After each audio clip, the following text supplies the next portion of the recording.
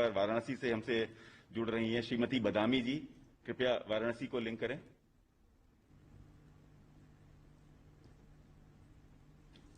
बदामी जी नमस्ते। नमस्ते सर। अरे मंत्री जी। बदामी जी, आपके परिवार में कौन कौन है? पहला काम सर जी मंत्री जी नरेगा के। हाँ। परिवार में 2 प्राणी हम सब है, 3 बच्चे हैं। आपका घर कैसे चलता है? कमाई के साधन क्या है? कमाई के काम मंत्री जी यह चल रहा है नरेगा का हाँ। मजदूरी में। अच्छा बदामी जी, आपको हर महीने राशन मिल रहा है या नहीं? हाँ मंत्री जी, हर महीने राशन मिल रहा है। हाँ। वो परिवार को जितना चाहिए उतना मिलता है कि कम मिलता है? मिला है मंत्री जी, 35 किलो राशन मिल रहा है, वही से परिवार चल रहा है, उनके देनी है मंत्री जी। तो बच्चों को खाना अच्छा लगता है? बच्चों को प्यार से खिलाते हो? हाँ सर जी। अच्छा बदामी जी, आपका घर कैसा है? कच्चा है कि पक्का है? मंत्री जी तुमका कृपा है कि वैसे एकदम मर ही रहा है हम सब पर। आपका तुमकी कृपा है कि हमको पक्की मिल गया है, आवास मिल गया है, राशन कार्ड मिल गया है, गैस सिलेंडर मिल रहा है और संडास मिल रहा है, बिजली लाइन मिल रहा है, पानी की व्यवस्था हो रहा है। आपको इतना सारा बोल रही हो कि मुझे लिखना पड़ेगा कि इतना मिल रहा है, इतना मिल रहा है। फिर तो आपको शौचालय मिल गया होगा, बिजली मिल गई होगी, गैस का कनेक्शन भी मिल गया होगा। हाँ सब मिल रहा है जी। अच्छा, तो अब गैस के कारण तो समय भी बहुत कम जाता होगा, जल्दी जल्दी खाना पका लेती होगी। हाँ सर। हाँ मंत्री जी, जल्दी खाना बना पका लेंगे। एक बार दाल भर देंगे, एक बार चावल धर दे, एक बार रोटी बना ले, एक बार भुजिया बना लेंगे, आलू के सब्जी। हाँ, तो हम तो काशी आते हैं तो कभी खिलाओगे? नहीं मंत्री जी, तू सब दिन हम तुमके जिया वोट दे के जियाएगी सब दिन। वाह वाह वाह। अच्छा, जो सुविधाएं आपको मिली है हाँ। तो आपके जीवन में कोई बदलाव आया? पहले कैसे रहते थे, अब नया मकान मिला तो कैसे रहते हैं? अब बढ़िया रहे दे। पहले तो थोड़ा मड़ई में रहे थे, कोई पानी चुआते, कोई काच के गदन के सुखाई। अब तो मंत्री जी जब से तू बन गया है मंत्री जी, सबके हमके बहुत सुविधा मिल गया है। चलिए बदामी जी, आपसे सुनकर अच्छा लगा कि आपको ये डबल इंजन की सरकार का पूरा लाभ मिल रहा है। आपने बताया कि आपको घर, गैस, बिजली, शौचालय सब सुविधा मिली है। कोशिश यही है कि हर गरीब परिवार को ये सारी सुविधाएं पहुंचे और जो देश के लिए भी, सभी नागरिक के लिए भी सुलभ हो। मुझे विश्वास है कि ऐसी सुविधाएं मिलने के बाद अपने बच्चों का भविष्य बनाने में कोई कसर नहीं छोड़ोगी और बच्चों को जरूर पढ़ाओगी। तो मेरी तरफ से आपको बहुत शुभकामनाएं। ठीक है मंत्री जी, हम पढ़ा रहे, दुआ करेगी, सब करेगा। तुमका कृपा है तो सब हो जाएगा। प्रणाम मंत्री जी। धन्यवाद जी। कुशीनगर से अमलावती जी हमसे जुड़ रही हैं। कृपया कुशीनगर को लिंक करें। अमलावती जी नमस्ते।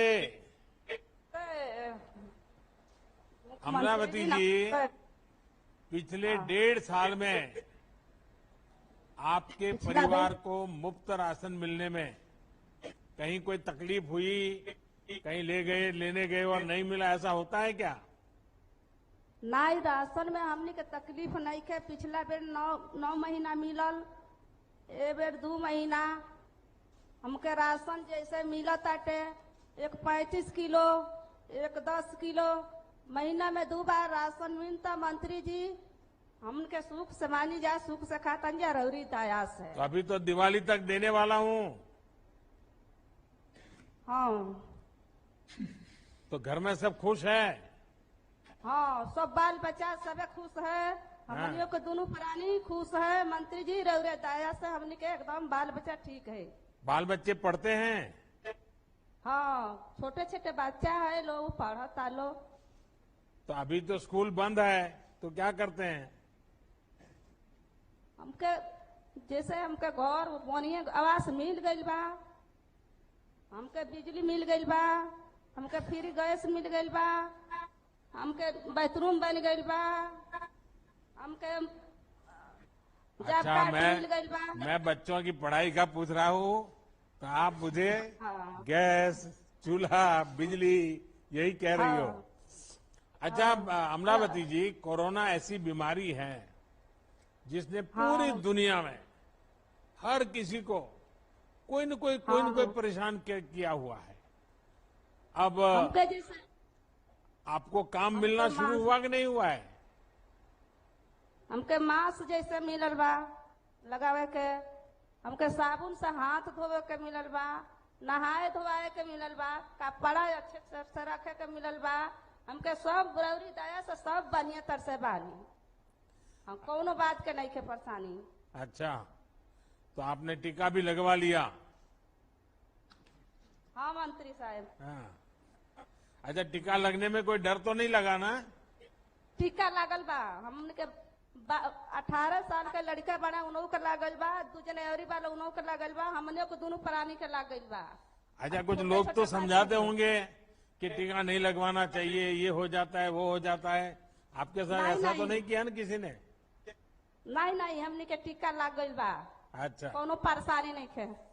अमलावती जी, आप जैसी जागरूक महिलाओं के चलते ही कोरोना से देश लड़ाई लड़ पा रहा है। आपने वैक्सीन भी लगवा ली है।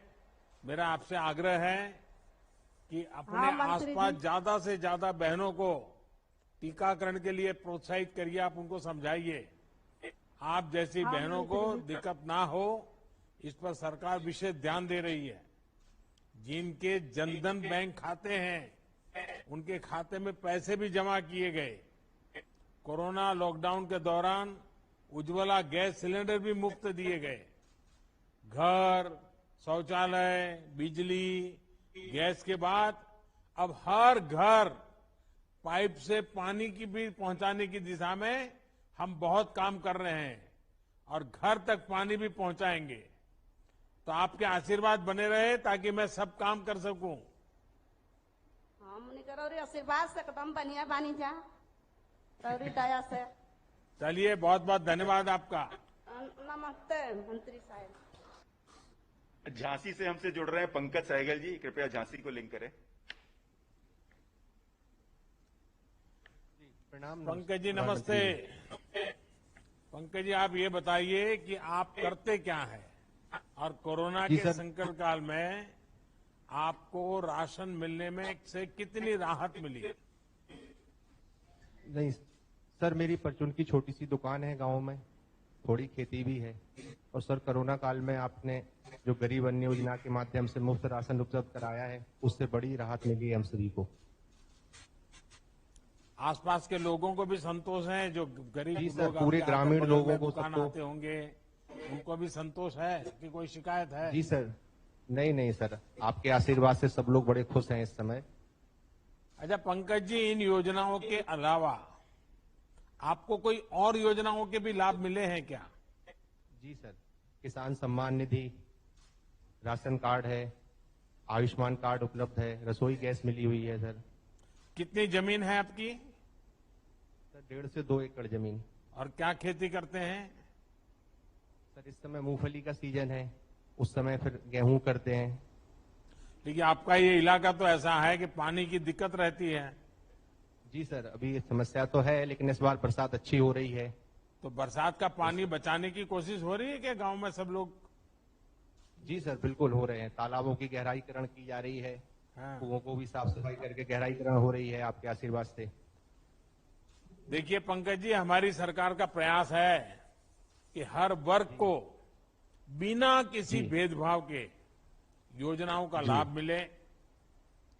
योजनाओं का लाभ लेने में ये देखना गलत है कि कौन किस वर्ग का है। यही वजह है कि हमारी सरकार ने सामान्य वर्ग के गरीबों के लिए 10% आरक्षण की पहल की और इसका लाभ आज देश के लाखों सामान्य वर्ग के गरीब उठा रहे हैं, जिनमें जी बड़ी सर। संख्या उत्तर प्रदेश के हमारे नौजवानों की भी है। जी सर। तो ये पंकज बड़े जी, शुक्रगुजार हैं हम आपको मेरी सभी का। बहुत शुभकामनाएं और सबको धन्यवाद। सर, नमस्कार। सुल्तानपुर से श्रीमती बबीता यादव जी हमसे जुड़ेंगी, कृपया सुल्तानपुर को लिंक करें। बबीता जी नमस्ते। तो बबीता जी, आप तो खेती करती हैं?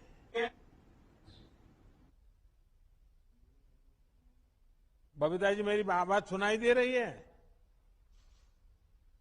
आपकी आवाज नहीं आ रही है। शायद वहां कोई सहायक होंगे तो देखें कि उनका माइक नहीं चल रहा है, क्या है, वो कुछ बोल तो रही है।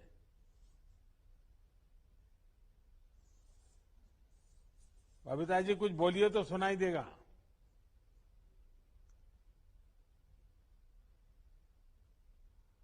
बबीता जी नमस्ते। अच्छा, सुनाई तो देता है आपको। हेलो।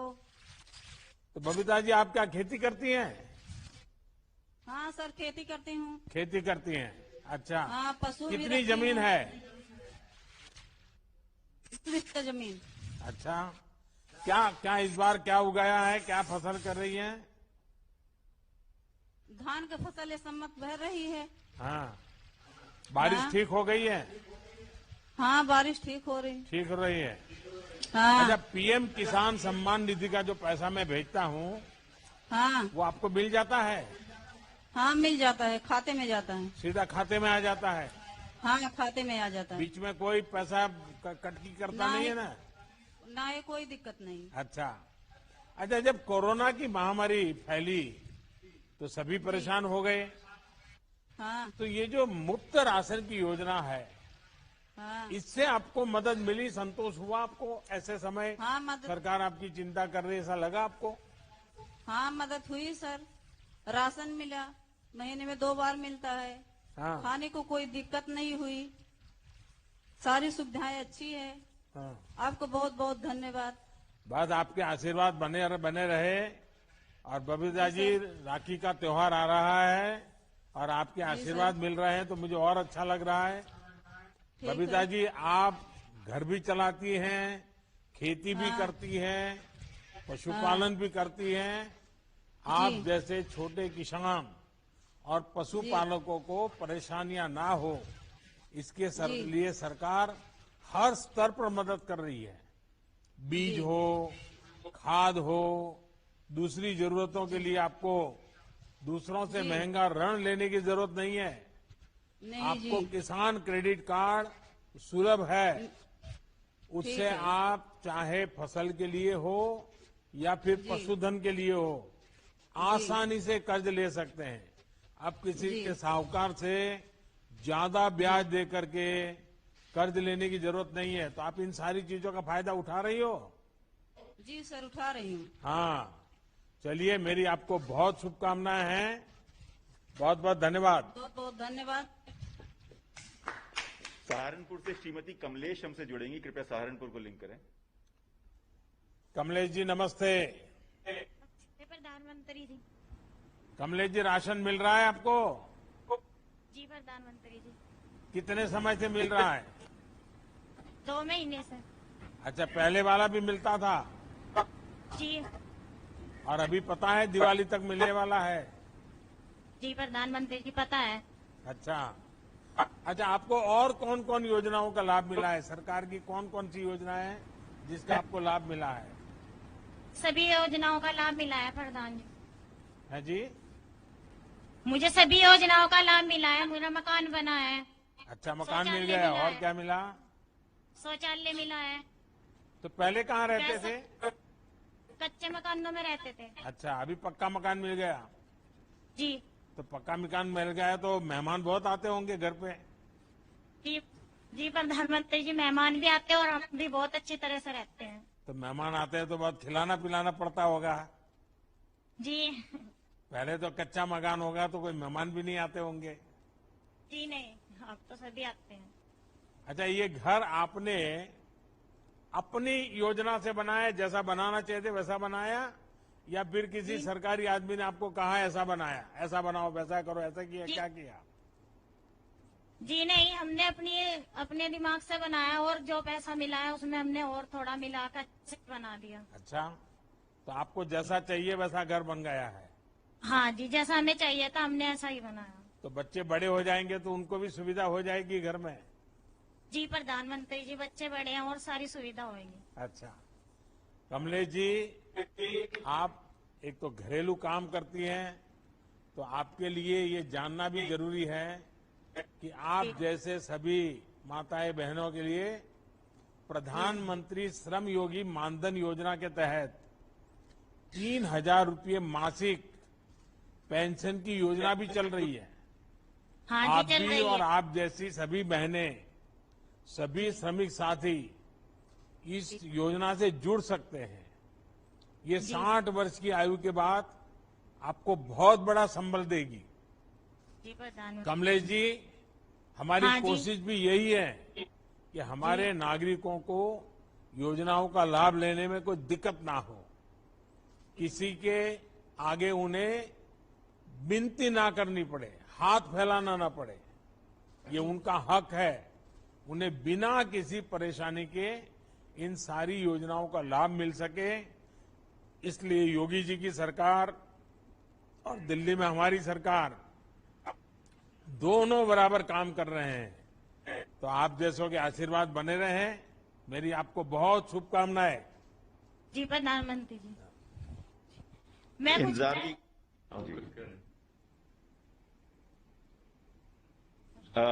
इंतजार की घड़ियां समाप्त हुई। मैं अब आदरणीय प्रधानमंत्री जी को आशय वचन देने के लिए आमंत्रित करता हूं। कृपया आशय वचन देके हमें अनुग्रहित करें।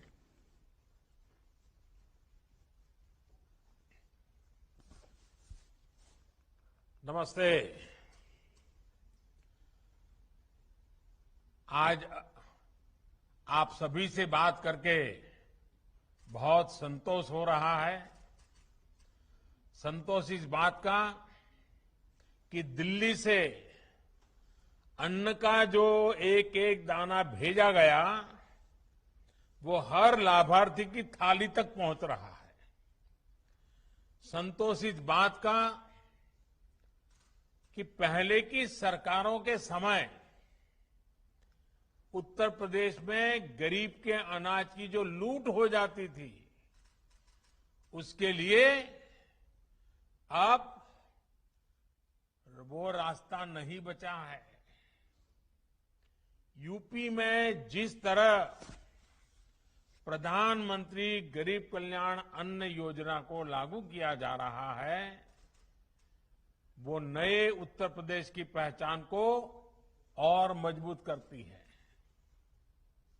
मुझे आपसे बात कर करके बहुत अच्छा लगा और जिस हिम्मत के साथ आप बोल रहे थे, जिस विश्वास के साथ बोल रहे थे और सच्चाई, आपके हर शब्द में सच्चाई निकलती थी, इससे मुझे इतना संतोष मिला। आप लोगों के लिए काम करने के लिए मेरा उत्साह आज बढ़ गया है। चलिए, आपसे बात करके तो जितनी कम बातें करूं कम पड़ जाएगी। आइए अब कार्यक्रम की ओर चलते हैं। आज के इस कार्यक्रम में उपस्थित उत्तर प्रदेश के मुख्यमंत्री योगी भी है, कर्मयोगी भी है।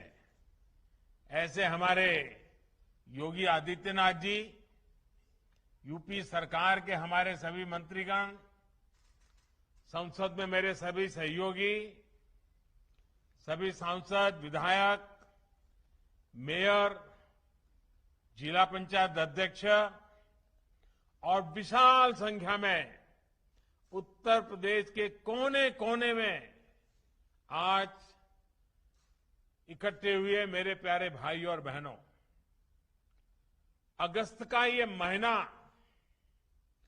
भारत के इतिहास में उसकी शुरुआत ही देखिए एक प्रकार से उपलब्धियां लेकर के आई है। ऐसा लग रहा है कि भारत की विजय की शुरुआत हो चुकी है। इसमें भी आज की ये 5 अगस्त की तारीख बहुत विशेष बन गई है। बहुत महत्वपूर्ण बन गई है। इतिहास इसको सालों तक दर्ज करेगा।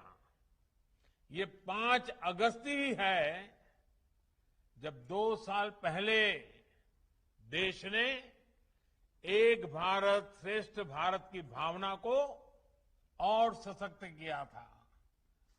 करीब करीब 7 दशक के बाद 2 साल पहले 5 अगस्त को ही आर्टिकल 370 को हटाकर जम्मू कश्मीर के हर नागरिक को हर अधिकार, हर सुविधा का पूरा भागीदार बनाया गया था।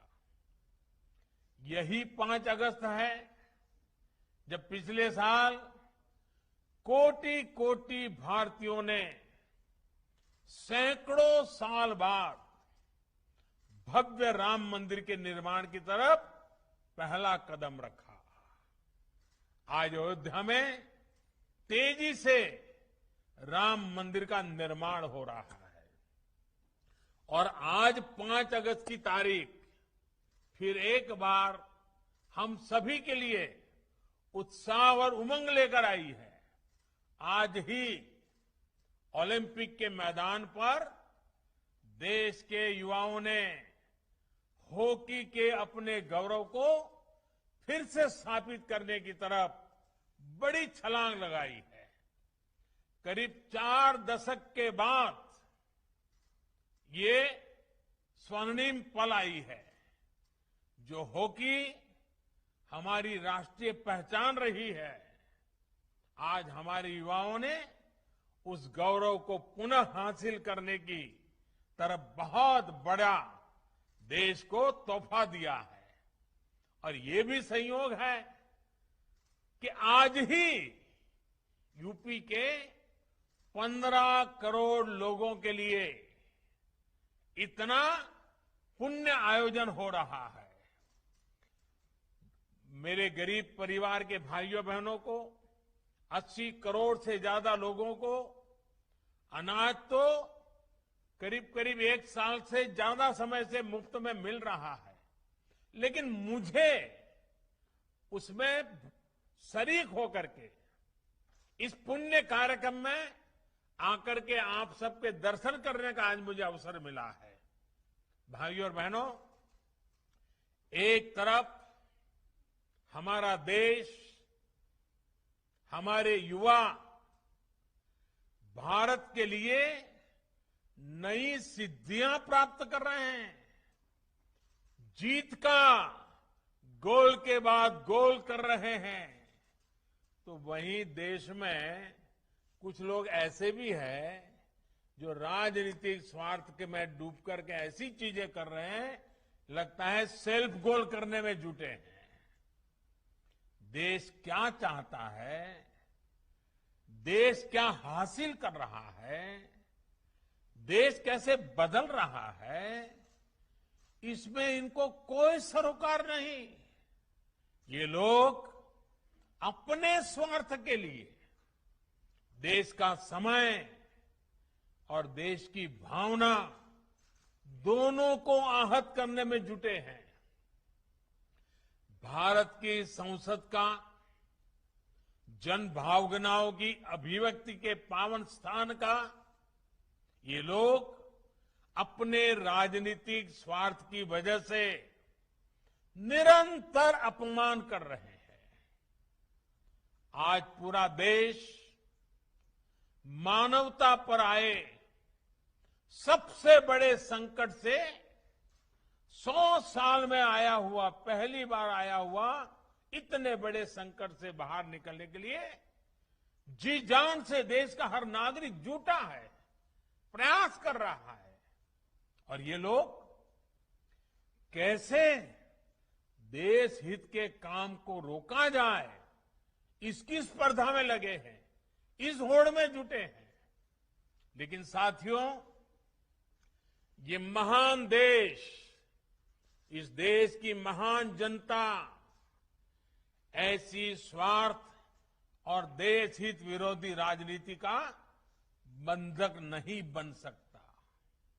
ये लोग देश को, देश के विकास को रोकने की कितनी भी कोशिश कर लें, ये देश इनसे रुकने वाला नहीं है। वो संसद को रोकने की कोशिश कर रहे हैं, लेकिन 130 करोड़ की जनता देश को रुकने न देने में लगे हुए हैं। हर कठिनाई को चुनौती देते हुए देश हर मोर्चे पर तेजी से आगे बढ़ रहा है।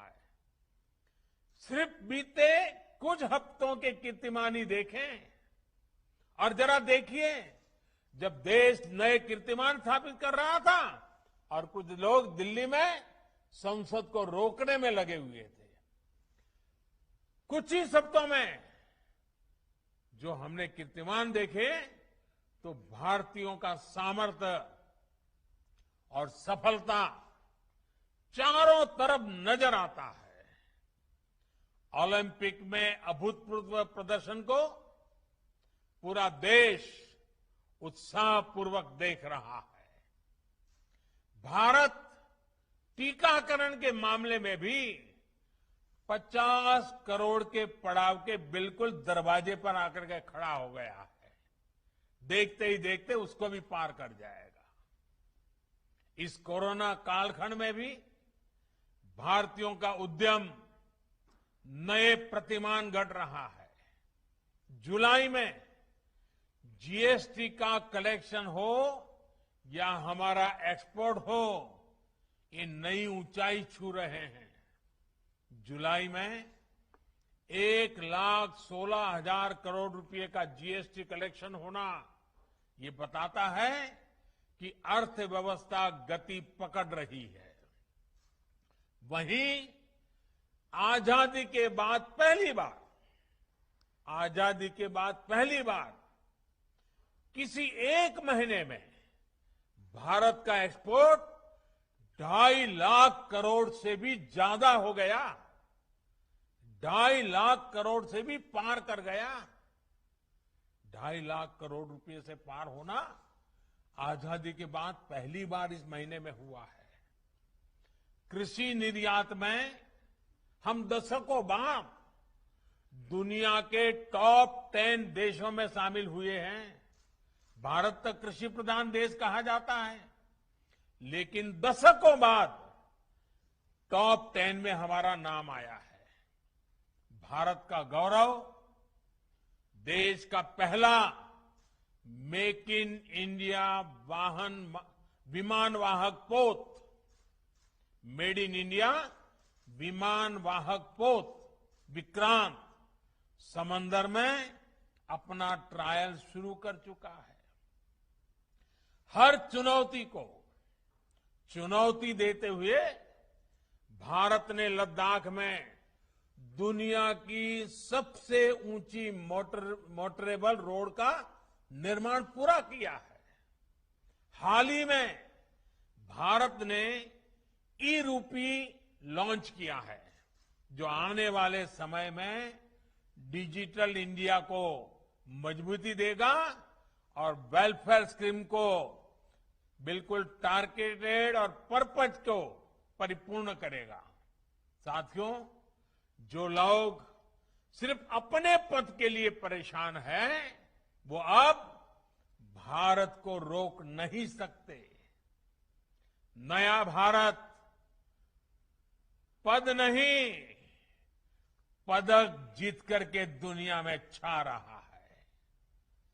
नए भारत में आगे बढ़ने का मार्ग परिवार नहीं, बल्कि परिश्रम से तय होगा। और इसलिए आज भारत का युवा कह रहा है, भारत चल पड़ा है, भारत का युवा चल पड़ा है।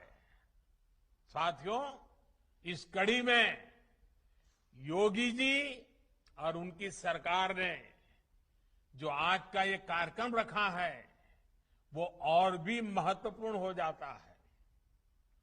इस मुश्किल समय में एक भी गरीब ऐसा न हो जिसके घर में राशन न हो, ये सुनिश्चित करना बहुत जरूरी है।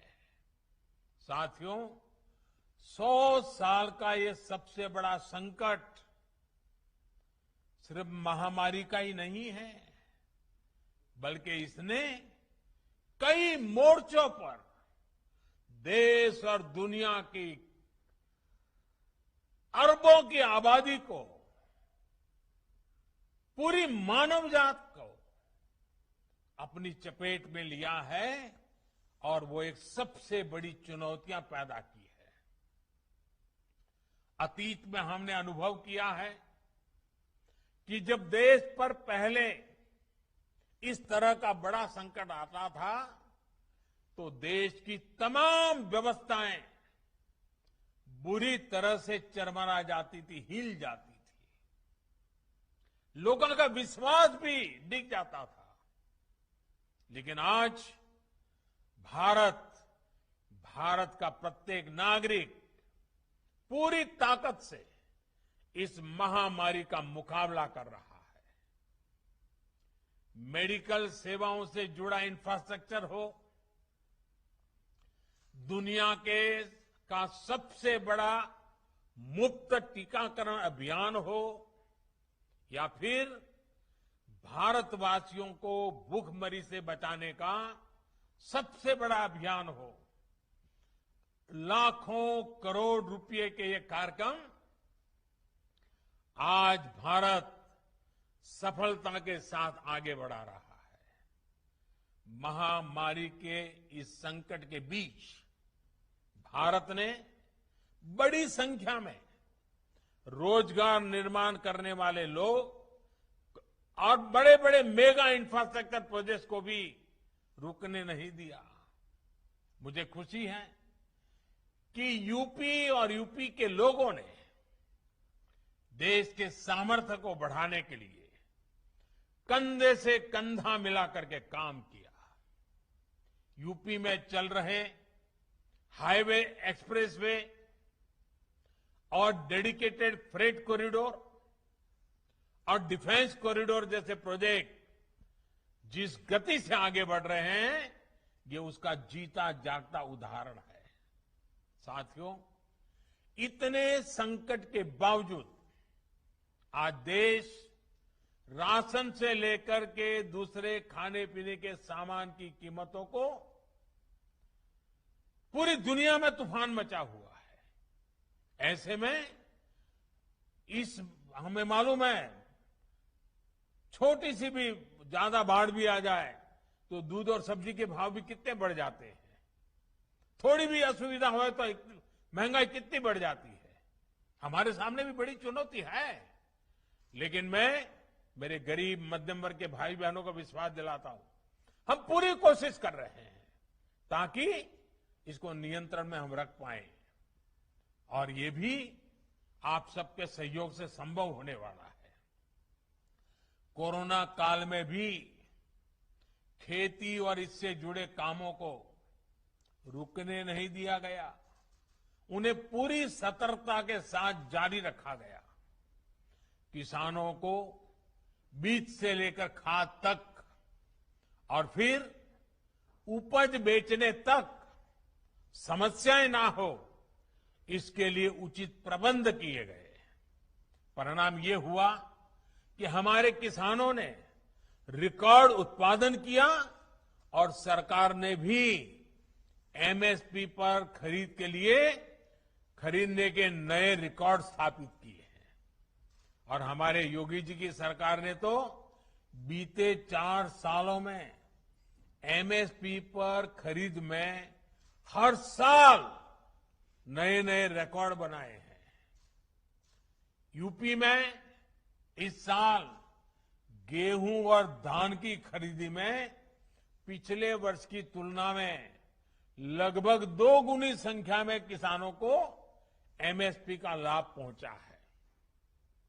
यूपी के 13 लाख से अधिक किसान परिवारों को उनकी उपज का लगभग 24,000 करोड़ रुपए सीधे उनके बैंक अकाउंट में पहुंचाया गया है।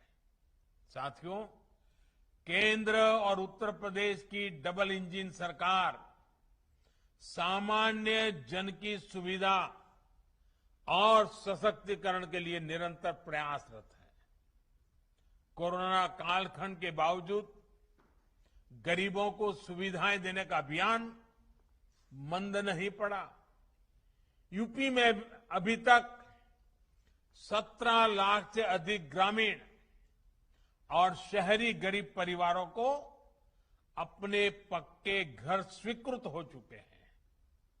लाखों गरीब परिवारों को घर में ही शौचालय की सुविधा मिली है। लगभग 1.5 करोड़ गरीब परिवारों को उज्ज्वला के तहत मुफ्त गैस कनेक्शन और लाखों परिवारों को बिजली कनेक्शन दिए गए हैं। हर घर जल पहुंचाने का मिशन भी यूपी में तेज गति से आगे बढ़ रहा है। बीते 2 सालों के भीतर यूपी में 27 लाख ग्रामीण परिवारों तक पाइप से पानी पहुंचाया जा चुका है। भाइयों और बहनों, डबल इंजन की सरकार ने यह सुनिश्चित किया है कि गरीबों, दलितों, पिछड़ों, आदिवासियों के लिए बनी योजनाएं जमीन पर तेजी से लागू हो। पीएम स्वनिधि योजना भी इसका एक बड़ा उदाहरण है। कोरोना से बनी परिस्थितियों में, इस कोरोना के कारण जो परिस्थितियां बनी, रेहड़ी पटरी ठेला लगाने वाले बहन भाइयों की आजीविका फिर से पटरी पर आए, इसके लिए उनको बैंकों से जोड़ा गया है। बहुत कम समय में ही इस योजना के तहत यूपी के लगभग 10 लाख साथियों को इसका लाभ देने की प्रक्रिया शुरू हुई है। साथियों, बीते दशकों में उत्तर प्रदेश की हमेशा क्या पहचान बनी, क्या उल्लेख होता था उत्तर प्रदेश का, आपको याद होगा। उत्तर प्रदेश को हमेशा राजनीति के चश्मे से देखा गया। यूपी देश के विकास में भी अग्रिम भूमिका निभा सकता है, इसकी चर्चा तक ही नहीं होने दी गई। दिल्ली के सिंहासन का रास्ता यूपी से होकर गुजरता है। इसका सपना देखने वाले तो बहुत लोग आए और गए, लेकिन ऐसे लोगों ने कभी ये याद नहीं रखा कि भारत की समृद्धि का रास्ता भी यूपी से होकर ही गुजरता है।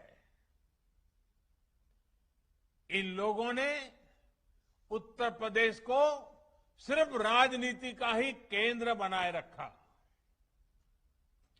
किसी ने वंशवाद के लिए, किसी ने अपने परिवार के लिए, किसी ने अपने राजनीतिक स्वार्थ के लिए यूपी को सिर्फ इस्तेमाल किया गया।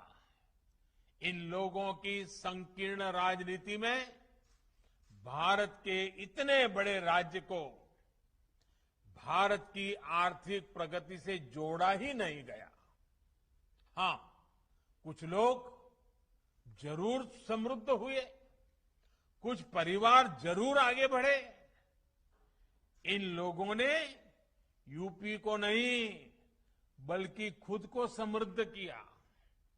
मुझे खुशी है कि आज उत्तर प्रदेश ऐसे लोगों के कुचक्र से बाहर निकलकर आगे बढ़ रहा है। डबल इंजन की सरकार ने यूपी के सामर्थ्य को एक संकुचित नजरिए से देखने का तरीका बदल डाला है। यूपी भारत के ग्रोथ इंजन का पावर हाउस बन सकता है, ये आत्मविश्वास बीते सालों में पैदा हुआ है।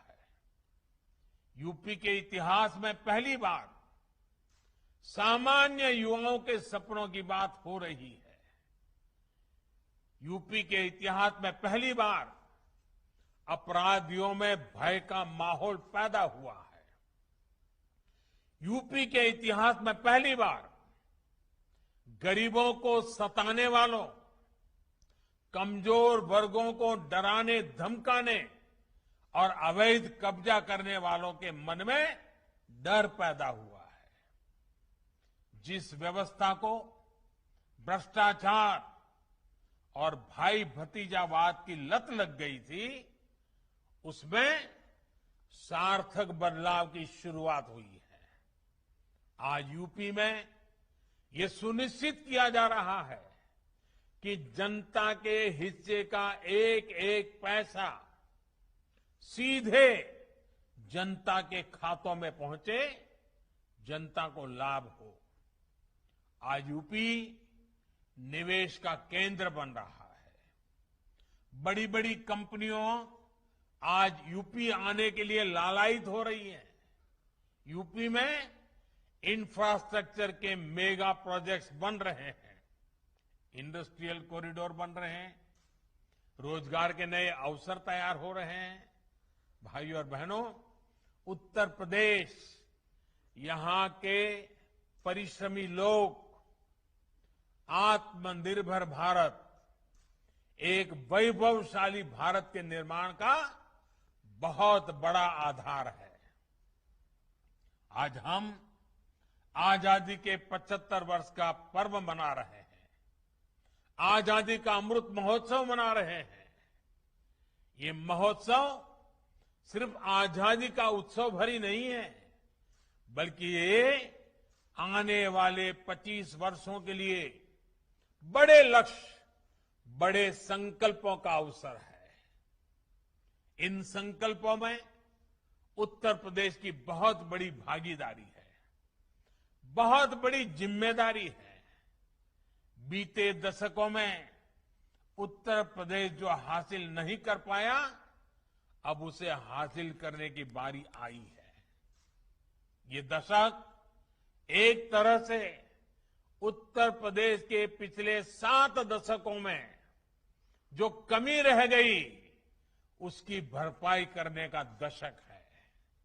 ये काम यूपी के सामान्य युवाओं, हमारी बेटियां, गरीब, दलित, वंचित, पिछड़ों की पर्याप्त भागीदारी और उनको बेहतर अवसर दिए बगैर नहीं हो सकता। सबका साथ, सबका विकास और सबका विश्वास, इसी मंत्र के साथ हम आगे बढ़ रहे हैं। बीते समय में शिक्षा से जुड़े 2 बड़े फैसले ऐसे हैं जिसका उत्तर प्रदेश बहुत बड़ा लाभार्थी होने वाला है। पहला फैसला इंजीनियरिंग की पढ़ाई से जुड़ा है। इंजीनियरिंग और टेक्निकल एजुकेशन से जुड़ी पढ़ाई से यूपी के गांव और गरीब की संतान बहुत हद तक भाषा की समस्या के कारण वंचित रह जाता था। अब इस बाध्यता को खत्म कर दिया गया है। हिंदी सहित अनेक भारतीय भाषाओं में इंजीनियरिंग और टेक्निकल एजुकेशन की पढ़ाई शुरू हो रही है। आधुनिक टेक्नोलॉजी का उपयोग करते हुए बेस्ट कोर्स, श्रेष्ठ पाठ्यक्रम तैयार किया गया है। देश के अनेक राज्यों के संस्थानों ने ये सुविधा लागू करनी शुरू कर दी है। भाइयों और बहनों, एक और अहम फैसला है मेडिकल शिक्षा से जुड़ा। मेडिकल शिक्षा में अखिल भारतीय कोटे से ओबीसी को, पिछड़ों को आरक्षण के दायरे से बाहर रखा गया था। इस स्थिति को बदलते हुए हाल में हमारी सरकार ने इसमें ओबीसी को 27% आरक्षण दिया है। यही नहीं, सामान्य वर्ग के गरीब परिवारों के बच्चों के लिए भी जो 10% आरक्षण है, उसको भी इसी सेशन से लागू किया गया है। इस फैसले से मेडिकल प्रोफेशन में जो डॉक्टर बनना चाहते हैं उस क्षेत्र में एक बड़े टैलेंट पूल को अवसर मिलेगा और समाज के हर वर्ग को आगे बढ़ने के लिए, बेहतर करने के लिए प्रोत्साहन मिलेगा। गरीब के बच्चे को डॉक्टर बनने का रास्ता खुलेगा। भाइयों और बहनों, हेल्थ सेक्टर में भी बीते सालों में उत्तर प्रदेश में अभूतपूर्व काम हुआ है। कल्पना कीजिए, 4-5 साल पहले अगर कोरोना जैसी वैश्विक महामारी आती तो यूपी की क्या स्थिति होती। तब तो सामान्य सर्दी, बुखार, हैजा जैसी बीमारियों तक जीवन के लिए संकट बन जाती थी। आज उत्तर प्रदेश कोरोना टीकाकरण के मामले में करीब 5.25 करोड़ के पड़ाव पर पहुंचने वाला पहला राज्य बन रहा है। वो भी तब जब राजनीतिक विरोध मात्र के लिए मेड इन इंडिया वैक्सीन को लेकर कुछ लोगों द्वारा भ्रम फैलाया गया, झूठ प्रचारित किया गया। लेकिन यूपी की समझदार जनता ने हर भ्रम, हर झूठ को नकार दिया। मुझे विश्वास है कि उत्तर प्रदेश सबको वैक्सीन, मुफ्त वैक्सीन अभियान को और तेज गति से आगे बढ़ाएगा और मास्क, 2 गज की दूरी के नियमों में ढील नहीं आने देगा। एक बार फिर से पीएम गरीब कल्याण अन्न योजना के सभी लाभार्थियों को मैं बहुत बहुत शुभकामनाएं देता हूं। और आने वाला समय तो त्योहारों का समय है। दिवाली तक त्योहार ही त्योहार आ रहे हैं और इसलिए हमने तय किया है कि इन त्योहारों में हमारे किसी गरीब परिवार को तकलीफ न हो, इसलिए दिवाली तक ये मुफ्त राशन देने का चालू रहेगा। मैं फिर एक बार आप सबको आने वाले सभी त्योहारों के लिए बहुत बहुत शुभकामनाएं देता हूं। आप स्वस्थ रहे, आपका परिवार स्वस्थ रहे। बहुत बहुत धन्यवाद।